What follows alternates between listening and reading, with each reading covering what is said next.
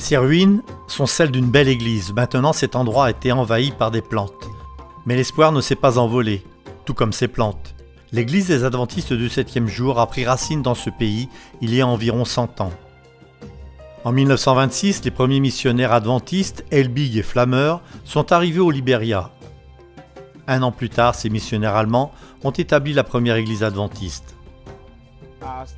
J'ai commencé à aller à l'église en 1989 avec mon défunt père qui avait été diacre dans cette église. Depuis mon jeune âge, il avait l'habitude de m'y emmener. Plus tard, une école a été ouverte et ils ont encouragé les jeunes de l'église à y aller. Puis, le pasteur m'a parlé et je me suis joint à la classe baptismale. Après cela, je suis venu à l'église avec mon père, mais pas régulièrement. Mais grâce à lui, un jour, j'ai été convaincu et je suis devenu membre de l'église adventiste du 7e jour. Ce n'est qu'après qu'Albert May ait été baptisé que la première guerre civile du Liberia a éclaté. Ce conflit politique et militaire a obligé beaucoup de membres d'église à fuir. Au cours de la guerre, l'église et l'école ont été brûlées par les rebelles.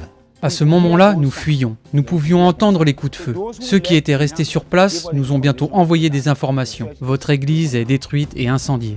Cet endroit, qui avait été une bénédiction et une source de joie, est à présent un tas de ruines. Mais alors que le conflit persistait, un groupe de fidèles se réunissait pour adorer dans la seule partie du bâtiment qui avait échappé à la destruction. Jusqu'à ce jour, les membres adorent ensemble, joyeusement, et ont la certitude que si l'endroit est reconstruit, la congrégation redeviendra ce qu'elle était auparavant. Malheureusement, les fonds de ce petit groupe sont limités. Il faudrait un miracle pour que même une partie du bâtiment soit reconstruite.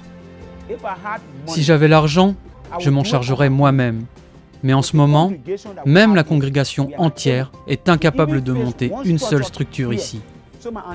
Je souhaiterais que l'Église mondiale vienne à notre aide afin que cette Église soit reconstruite.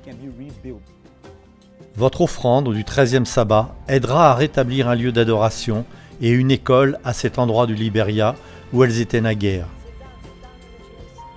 Priez pour le peuple de Dieu au Liberia afin que leurs rêves deviennent réalité.